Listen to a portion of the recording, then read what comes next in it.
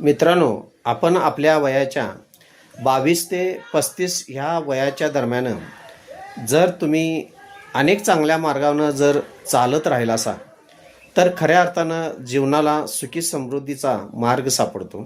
त्यामध्ये पहिली फार महत्त्वाची गोष्ट आहे म्हणजे 22 वयानंतर तुम्हाला उत्पन्नाचे अनेक मार्ग सापडले पाहिजेत.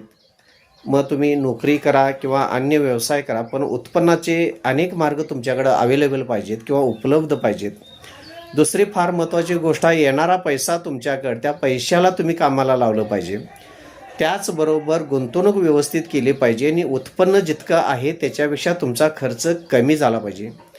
तिसरी जीवनात फार महत्त्वाची मित्रांनो गोष्ट आहे, तुमच्या जीवनात येणारे जे मित्र आहेत, 2 मित्र असू देत, पण ते प्रामाणिक आणि चांगले पाहिजे आणि पॉझिटिव्ह पाहिजेत. निगेटिव्ह विचार करणारे तुमच्या आयुष्यात कुणीही नसावं.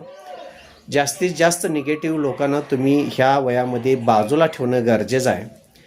आणि चौथी फार महत्त्वाची गोष्ट आहे तुमच्या जीवनामध्ये मित्रांनो, तुम्ही हे सगळं करत असताना, पैसे मिळवत असताना, गुंतवणूक करत असताना, कष्ट करत असताना तुम्ही तुमच्या तब्येतीकडं व्यवस्थित लक्ष देणं गरजेचं आहे. त्यासाठी मग तुमचं खाणं पिणं आणि जगणं कसं ठेवता येईल ह्याच्याकडे सुद्धा तुम्ही ह्या वयामध्ये लक्ष ठेवणं गरजेचं आहे.